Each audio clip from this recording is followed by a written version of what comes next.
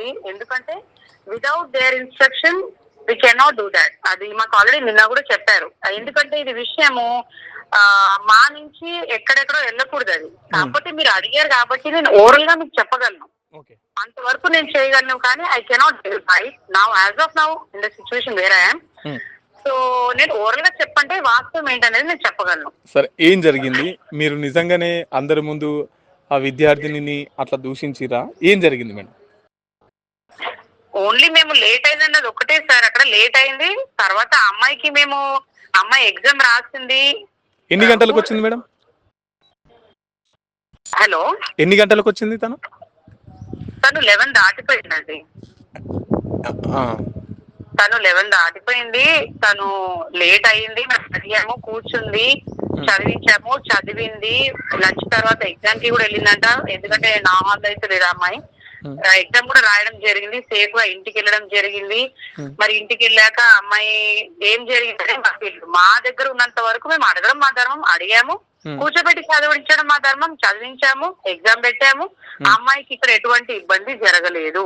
Procedure అంతా మిగతా వాళ్ళలాగే అమ్మాయి కూడా ఎగ్జామ్ రాసింది. ఎక్కడ ఆమెని పనిష్ చేయడం కానీ ఈ మా వార్తల్లో వస్తున్నట్టు నిలబెట్టడం ఏమీ లేదు. అది ఇప్పుడు మీరు అక్కడ సీసీటీవీ ఫుటేజ్ అన్నారు కదా, ఇప్పుడు అవే రివీల్ చేస్తాయి. ఎండలో నిల్చుందా, ఎగ్జామ్ రాయలేదా, రాసిందా, కూర్చొని చదివిందా లేదా, అవన్నీ వాస్తవాలు ఇంకా నేను చెప్పడం కాదు. సీసీటీవీ ఫుటేజ్ లో మీకు అందుబాటులోకి సార్ వాళ్ళు చెప్తారు కదా, మీరు ఎవిడెన్స్ తో సహా రుజువు అవుతాయి. కాబట్టి మేము ఆ విషయంలో వాళ్ళు అనేది ఏంటంటే ఇట్లా పీరియడ్స్ వస్తున్నాయన్నా కూడా వాళ్ళు మహిళా టీచర్లు అయ్యి కూడా చూపించమ్మా అని చెప్పేసి ఇట్లా కొంచెం ఇబ్బందికరంగా మాట్లాడిరు.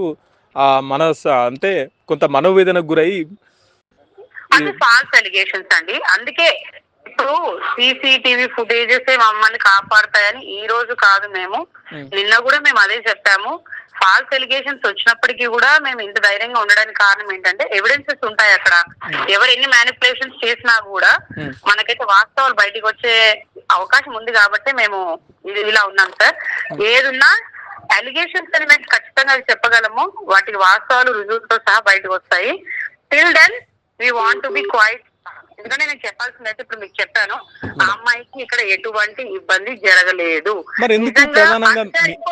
ఇంకొక విషయం, ఆ అమ్మాయికి మానసికంగా అంత ఇబ్బందికే గురయ్యి ఉంటే ఎగ్జామే రాయగలిగేది కాదు. అన్ని గంటలు 3 గంటలు ఎగ్జామ్ కూర్చొని రాశారంటేనే పర్మిట్ చేసాము. ఆ అమ్మాయికి ఎటువంటి ఇబ్బంది కలిగించలేదు, కూర్చొని చదివించాము. తర్వాత ఎగ్జామ్ కూడా రాసింది. ఇక్కడ ఎటువంటి ప్రాబ్లం లేదు. ఆ అమ్మాయికి పర్సనల్ గా హెల్త్ ఇష్యూస్ ఎగ్జిస్టింగ్, వాళ్ళ అక్కకు కూడా గతంలో ఫిక్స్ లాగా వచ్చి ఊపిరాడట్లేదు, బ్రెత్లెస్నెస్ వస్తే 2 గంటలు మేము ఫస్ట్ ఎయిడ్ చేసి అంబులెన్స్ పిలిపించి వాళ్ళ ఫాదర్ ని వాళ్ళ అన్నల్ని పిలిపించి మేము దగ్గరుండి అంబులెన్స్ 12 గంటలు అమ్మాయికి దగ్గరుండి చూసుకొని, అలాంటి వాళ్ళు ఇట్లాంటి అలిగేషన్స్ ఏవైతే చేశారో అలాంటి పనులు చేసే వ్యక్తులం కాదు. ఆర్సీసీ ఫుటేజెస్ కూడా వస్తాయి. తప్పకుండా ఏదైనా వాస్తవాలు బయటపడతాయి సార్. ఇవి ప్రస్తుతం నడుస్తున్నవి మీడియాలో మాత్రం ఎలిగేషన్స్ అవి. సో అవి బయట పెట్టడం అనేది ఎట్లా అనేది పోలీస్ సార్ వాళ్ళకి ఖచ్చితంగా అది ఎట్లా చేయాలనేది తెలుసు. మాకు సార్ వాళ్ళ పైన కూడా నమ్మకం ఉంది. కాబట్టి ఇంతకన్నా మేము దీని గురించి ఏమి ఎందుకని ప్రధానంగా మీ ఇద్దరు పేర్లే బయటకు వస్తున్నాయి? మీ ఇద్దరు పేర్లను ఎందుకు వాళ్ళు చెప్తున్నారు సార్? అక్కడ మా సబ్జెక్ట్ కాబట్టి మేము ఉంటాం, వేరే వాళ్ళు ఎందుకు ఉంటారు సార్? ఎవరి సబ్జెక్ట్ వాళ్ళు చదివించుకుంటారు, అంతా ఏం లేదు. అమ్మాయి లేట్ వచ్చింది, మా సబ్జెక్ట్ ఎగ్జామ్ కూడా, నా సబ్జెక్ట్ ఎగ్జామ్ అప్పుడు లేట్ ఎందుకు వచ్చాను అడగడం నా డ్యూటీ నేను చేశాను. నా డ్యూటీకి మించి నేను ఒక్క విషయం కూడా ఎక్కువ మాట్లాడలేదు. నా డ్యూటీకి సంబంధించిందే నేను చేశాను. నా డ్యూటీలో భాగం అది అడగడం, నా డ్యూటీ నేను చేశాను అంతే. ఇంత ముందుకి మనకి ఈమెకి ఇట్లా హెల్త్ ఇష్యూస్ ఉన్నట్టు ఇక్కడ ఏమైనా జరిగిందా మేడం? అమ్మాయి వాళ్ళ వాళ్ళ ఫ్యామిలీ ఇష్యూస్ ఉన్నాయిలేండి. వాళ్ళ ఇంట్లో పరిస్థితులు అవన్నీ బాగాలేవని తెలిసింది. కాబట్టి వాటి గురించి కూడా మేము కమెంట్ చేయడం కన్నా సార్ వాళ్ళు డ్యూటీ, అది మేము చేయలేము. అది ఇన్వెస్టిగేషన్ లో తేలుతాయి. మీరు అడిగినవన్నీ ఇన్వెస్టిగేషన్ లో తేలుతాయి. వాటి మీద ముందుగా మేము కమెంట్ చేయడం కూడా కరెక్ట్ కాదు. కనుక ఏదన్నా సార్ పోలీస్ డిపార్ట్మెంట్ ఉంది, వాళ్ళ డ్యూటీ వాళ్ళు చేస్తారు. సక్రమైన ఇన్వెస్టిగేషన్ జరుగుతుందని మాకు నమ్మకం ఉంది. కనుక ఆ విషయంలో ముందుగా మేమేమి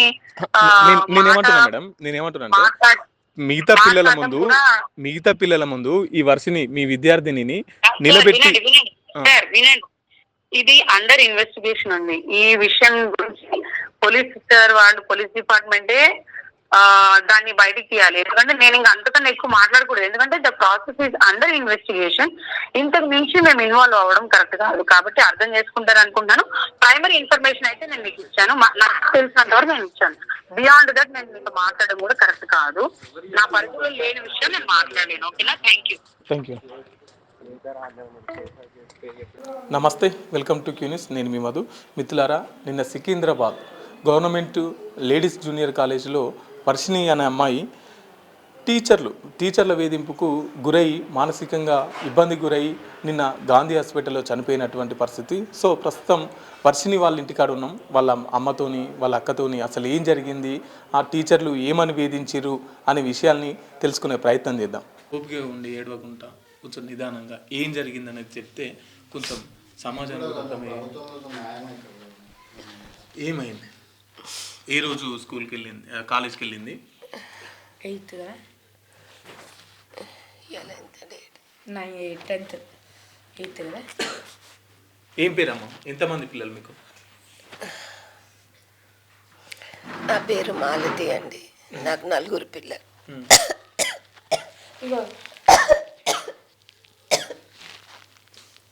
తాగుతా నీళ్ళ ఇప్పుడు నువ్వు ధైర్యం చెప్పాలి మీ పిల్లలకి. ఇంకా 3 పిల్లలు ఉన్నారు.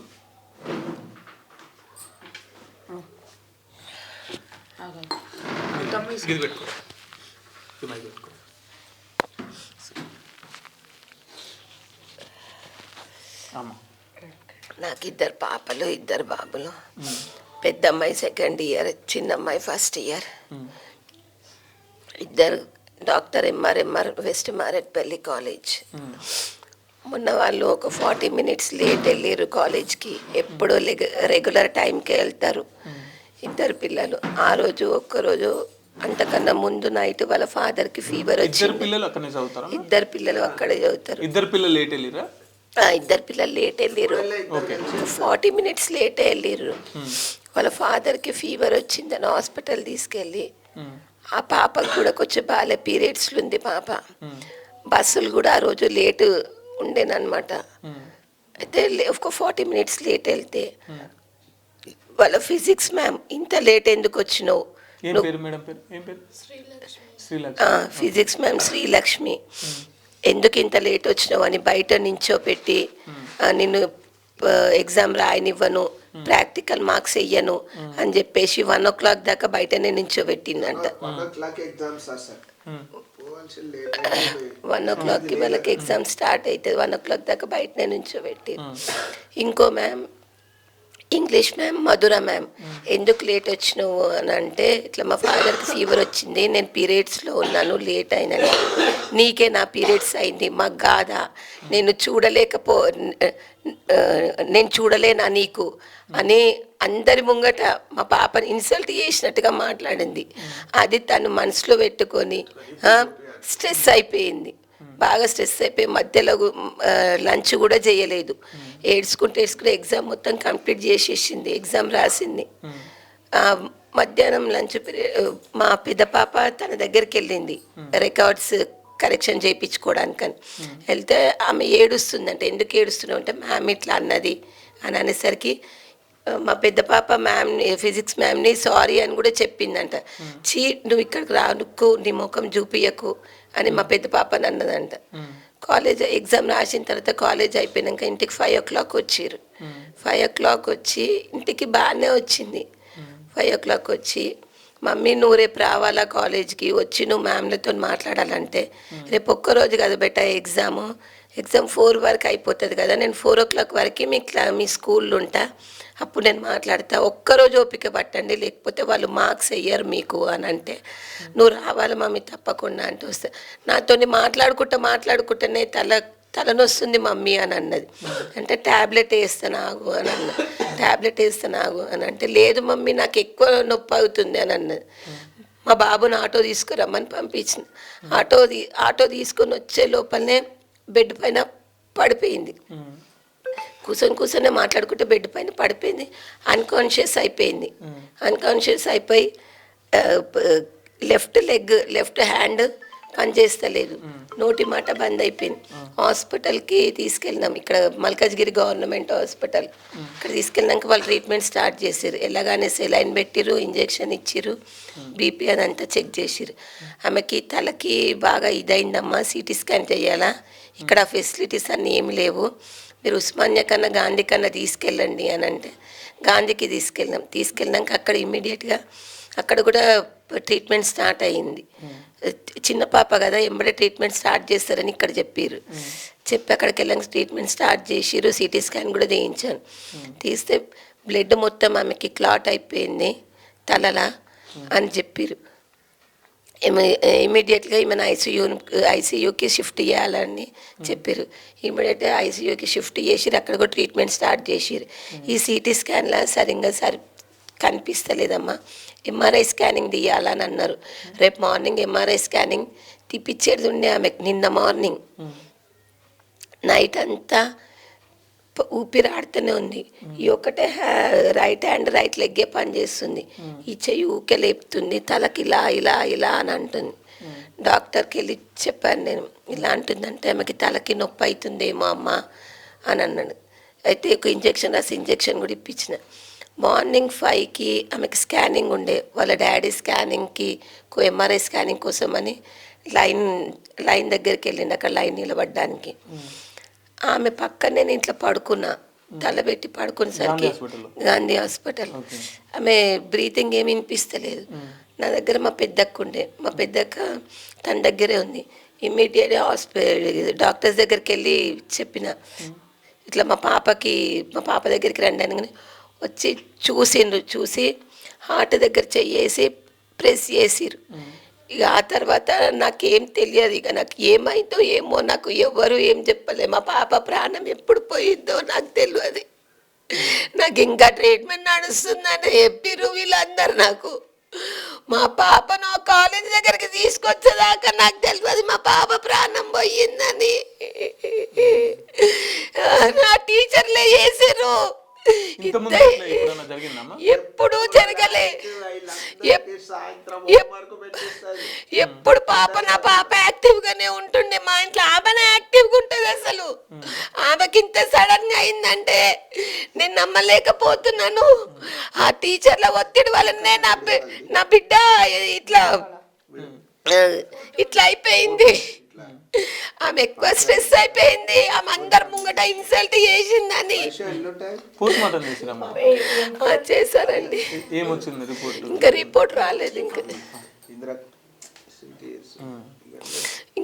రిపోర్ట్ రాలేదు. ఇంకా అక్కడ డాక్టర్లు అన్నారు ఏమన్నా కింద పడ్డదా ఎప్పుడన్నా అని అడిగారు. అంటే లేదు, ఎప్పుడు అడగలేదు, ఎప్పుడు పడలేదు కింద, అసలు ఎప్పుడు హెడేక్ అని కూడా ఎప్పుడు అనలేదు ఆమె ఇంట్లో అని చెప్పాను. అంటే కాలేజ్లో ఏమన్నా అయ్యిందా అని అన్న, కాలేజ్లో ఏమన్నా అయ్యిందా అని అడిగారు అక్కడ. అంటే ఇట్లా జరిగిందంటే దానివల్లనే ఆమె ఎక్కువ స్ట్రెస్ అయింది, ఎక్కువ స్ట్రెస్ అయ్యి ఇట్లా తలలో బ్లడ్ క్లాట్ అయింది అని చెప్పారు హాస్పిటల్. జరిగింది అన్ని గంటలకు కాబట్టి వాళ్ళు అన్నాక తర్వాత అక్కడ కూర్చుండిపోయాను. 12 నుంచి బెంచ్ పైన ఆమె అంతలో ఆమె కుళ్ళిపోయి ఏడ్చుకుంటా మొత్తం మీద అయిపోయింది, వేడైపోయి వాస్తవం అది. 4:40కి బయటకు వచ్చింది. రోజు మాట్లాడేది వాళ్ళు ఎంబడి, అమ్మ వాళ్ళకెంబడి వస్తుంది, మాట్లాడలేదంటే కూడా కళ్ళు నవ్విందంట. అంతే. చెప్పు, ఎన్ని గంటలకి స్కూల్కి వెళ్ళారు, ఎన్ని గంటలు బయట నిలబెట్టారు, ఎన్ని గంటలకు ఎగ్జామ్ అయింది, ఎన్ని గంటలకు బయటకు వచ్చారు? యాక్చువల్ టైమింగ్స్ కాలేజ్వి 9:30కి, మేము 10:45కి అట్లా ఉన్నాము. అంటే డాడీకి హాస్పిటల్ తీసుకెళ్ళినా మేము పీరియడ్స్ వచ్చినాయి. బస్సు జేబీఎస్ బస్సెస్ కొంచెం లాంగ్ వెళ్తాయి కదా, ఇంకా మేము లోపలికి దగ్గర 1 కిలోమీటర్ నడవాలి. లోపలికి నడిచే వరకు టైం అయ్యింది. అయినా అప్పటికి చాలా మంది వస్తున్నారు కదా, 1కి కదా ఎగ్జామ్ అని మేము కూడా ఏమింత స్పీడ్గా వెళ్ళలేదు. ముందు రోజు చాలా మంది లేట్గా వచ్చినారు, మమ్మల్ని కూడా ఏమన్నారు అనుకున్నాం, కానీ కావాల్సుకొని మ్యామ్ వాళ్ళు టార్గెట్ చేసినారు. ఎంతసేపు బయట నిలబెట్టారు? మొత్తం 1 వరకు, ఎగ్జామ్ టైమింగ్స్ వరకు. ఎన్ని గంటల నుండి? 10:45 వెళ్ళినప్పటి నుండి 1 వరకు నిలబెట్టారా? బయటనే కూర్చోబెట్టిరో నిలబెట్టిరో తెలీదు, కానీ బయటనే ఉంది. క్లాస్ రూమ్లోకి రానియలే.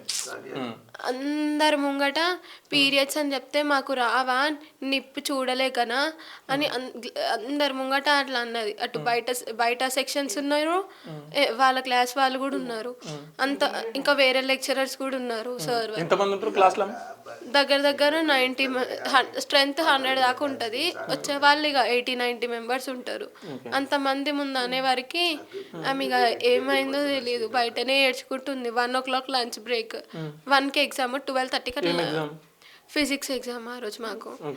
ఇక 12:30కి లంచ్ బ్రేక్ వచ్చింది నా దగ్గరికి. నేను అప్పుడు తింటుంటే ఏడ్చుకుంటూ వచ్చింది. ఇక నేను ఆపేసిన తినడం. ఏమైంది అంటే మమ్మీ డాడీ వస్తున్నారా అంటే లేదు వస్తలేరు, మళ్ళీ వాళ్ళు ప్రాక్టికల్ మార్క్స్ వేయరంట కదా అని అంటే సరే రావద్దని చెప్పు అనుకుంటా ఏడ్చుకుంటూ వెళ్ళిపోయింది. అప్పుడు చెప్పింది నాకు, ఇట్లా మధుర మ్యామ్ పీరియడ్స్ గురించి ఇట్లా అవమానించింది, ఇన్సల్ట్ చేసింది అందరి ముంగట నేనంటే అబద్ధాలు ఆడతానంట, అసలు నా ముఖం చూపించొద్దు అంటుంది, నన్ను ఒక పురుగుని తీసి పడేస్తున్నది, ఇట్లా గలీజ్గా చూస్తున్నాను అని చెప్పింది. ఏడవకు, చిన్న మాటకి ఎందుకు బాధపడుతున్నావు అని చెప్పి నాకు ఎగ్జామ్ టైం అవుతుందని నేను వెళ్ళిపోయినా. ఇంత పెద్దగా ఆలోచిస్తుందని అంటే నేను అస్సలు జరిగేదాన్నే కాదు. పక్కకి వెళ్ళి 4 వరకు ఎగ్జామ్ పేపర్ ఎప్పుడు డిస్కస్ చేసేది, బయటికి రాగానే పేపర్ తీసి చూపించేది నాకు, ఇది రాసినా నేను ఇది రాయలే, నేను ఇన్ని మార్క్స్ వస్తాయని చెప్పేది. నాకేం చెప్పలేదు. సార్ అయితే రాయలేదేమో, మంచిగా రాయలేదేమో, చెప్పాలనుకుంటలేదేమో అనుకున్నా. ఇక నేను చెప్తున్నా నా పేపర్ ఎట్లొచ్చింది, నేను రాసిన ఎట్లుండే ఈ రోజంతా అనుకుంటా వచ్చిన. అనవసరంగా పోయినాం లేటుగా అని అనుకున్నాము. నవ్వింది, గట్టిగా పట్టేసుకుంది నా చెయ్యి. నాకు రోడ్ దాటడం గిట్ట రాదు, ఆమెనే దాటిస్తుంది. ఇక గట్టిగా పట్టేసుకుంది చెయ్యి. సరే ఇట్లా పట్టుకోనిలే అని ఇంటి దాకా గేట్ దాకా అట్లనే పట్టుకొచ్చింది చెయ్యి. ఇద్దరం కలిసే ఎక్కినాం మెట్లు. ఇక డోర్ తీసిన నేను రాగానే చెప్తుంది ఇక మమ్మీకి. ఇక ఆమె కూడా చెప్తుంది ఏమేమైందో అదంతా చెప్తుంది. ఇక చెప్పింది, ఆడ కూర్చున్నాం బెడ్ మీద, మొత్తం చెప్తుంటే తలనొస్తుంది అని చెప్పి పడిపోయింది. పాపం ఎంత నొప్పి అయిందో ఏమో. మీ టీచర్లు ఇంతకుముందు కూడా ఇట్నే చేసేదా? వేరే స్టూడెంట్స్కి చేసేవాళ్ళు, మా అమ్మల్ని ఎప్పుడు ఇట్లా చెయ్యలే. వేరే స్టూడెంట్స్కి మా అందరికీ టార్చర్ పెట్టేటోళ్ళు. వాళ్ళ కొంచెం లేట్ రాగానే వాళ్ళ పేరెంట్స్కి కాల్ చేసి వాళ్ళకి బాయ్ ఫ్రెండ్ ఉన్నాడో లేదో కూడా తెలియదు కానీ రోడ్ల పొంటి తిరుగుతున్నారు, మెట్రో స్టేషన్ల పొంటి తిరుగుతున్నారు అని చెప్పేటోళ్ళు.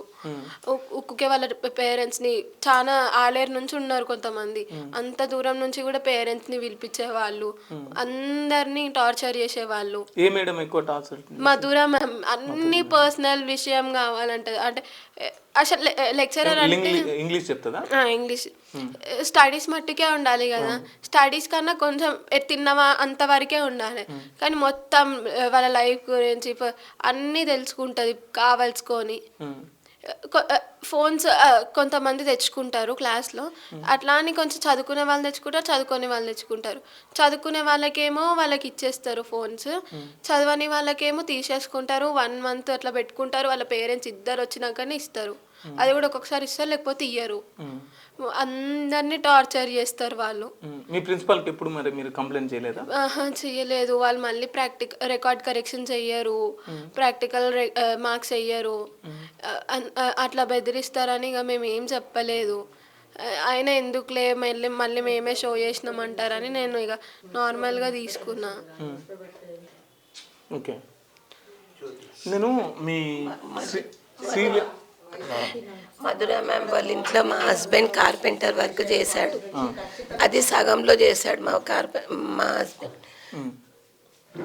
అది ఇట్లా మనసులో పెట్టుకొని పిల్లలని అట్లా టార్గెట్ చేసిందేమో అని అనుకుంటున్నాను నేను మీ శ్రీలక్ష్మి మేడంకి ఫోన్ చేసి అడిగిన, ఏంది మేడం ఎందుకు ఇట్లా ఇబ్బంది పెడుతున్నారు, ఇట్లా మాట్లాడొచ్చా అని చెప్తే లేదు నేను అట్లా ఏమనలేదు, సీసీటీవీలో అన్నీ ఉంటాయి, వాళ్ళు కావాలనే ఆరోపణలు చేస్తారు. మీకు గతంలో అంటే వాళ్ళ సిస్టర్కి మీకు గతంలో కూడా ఈ విధంగా జరిగితే నేనే అంబులెన్స్కి కాల్ చేసి వాళ్ళకి కొంచెం మా chemistry sir Satyajit sir call చేసినారు అంబులెన్స్కి.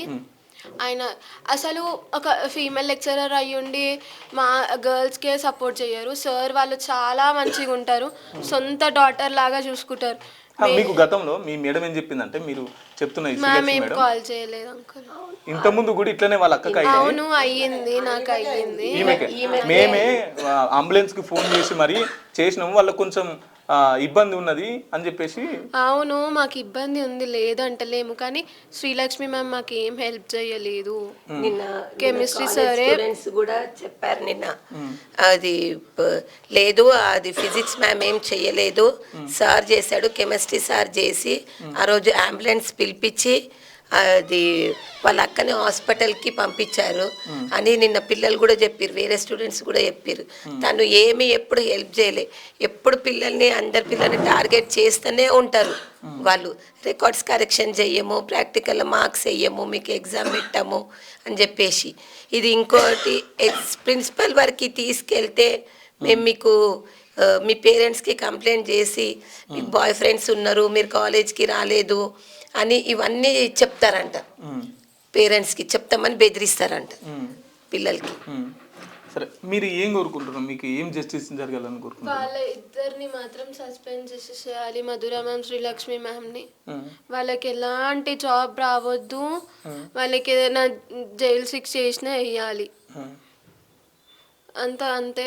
నేనైతే ఇదే అనుకుంటున్నా. ఇంకా ఈ మేడల పైన ఇంకెవరన్నా విద్యార్థులు ఈ విధమైన ఉన్నారు, చాలా మంది ఉన్నారు, మా క్లాస్లోనే ఉన్నారు. ఇంకా కాలేజ్ మొత్తంలో ఎంతమంది ఉన్నారో తెలియదు, మా క్లాస్లోనే ఉన్నారు. చెప్పండి అమ్మా, మీరు ఏ విధమైనటువంటి న్యాయాన్ని కోరుకుంటున్నారు? అదే ఇద్దరిని మాత్రం డిబార్ చేసేసేయాల, ఈ 2 నెలలు 3 నెలలు అట్లా అని కాదు, లైఫ్ లాంగ్ డిబార్ చేసేయాల. వేరే కాలేజ్లో కూడా వాళ్ళకి జాబ్స్ రావద్దు వాళ్ళకి. ఇంకా ఇప్పుడు ఈ కాలేజ్లో ఇట్లా చేసారు, ఇంకో కాలేజ్లో చేయరని ఏం గ్యారంటీ? ఇప్పుడు నా బిడ్డ పోయింది, నా బిడ్డ నాకు మళ్ళీ తిరిగి రాదు, నా 16 ఏళ్ళ బిడ్డ నాకు పోయింది, నా పిల్లలు ఎంత మంచి చదువుకుంటారో నాకు తెలుసు, వాళ్ళకి ఎన్నడూ రిమార్క్ లేదు వాళ్ళకి. ఇక్కడ మల్కాజ్గిరి ZPH స్కూల్లో కూడా వాళ్ళకి మంచి పేరుంది, జీవైష్ణవి అంటే చాలా మంచి పేరుంది. ఆ టీచర్స్ అయితే నా పిల్లల్ని స్కూల్కి వెళ్తే స్కూల్కి వచ్చినాక వాళ్ళు మీ పిల్లలు కాదమ్మా మా పిల్లలు అని అంటుండే, ఏ ఒక్క పిల్లల్ని ఏమీ అనకపోతుండే, అంత ఫుల్ స్కూల్ని సొంత పిల్లల్లాగా చూసుకుంటుండే. ఈ స్కూల్లో చూసినట్టు ఆ కాలేజ్లో అట్లాంటి టీచర్లే లేరు, వాళ్ళని మాత్రం వదిలేదే లేదు అస్సలు, వాళ్ళని మాత్రం డిబార్ చేసేసేయాలి. ఏ కాలేజ్లో వాళ్ళకి జాబ్ రావద్దు వాళ్ళకి, అది నేను కోరుతున్నాను. Thank you.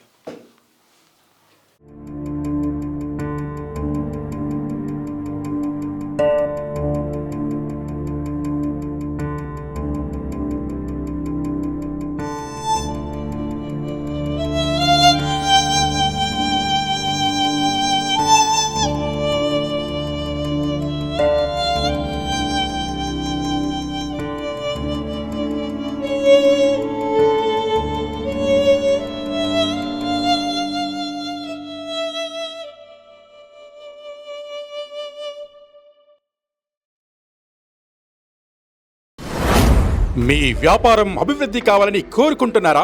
అయితే వెంటనే క్యూనస్ని సంప్రదించండి.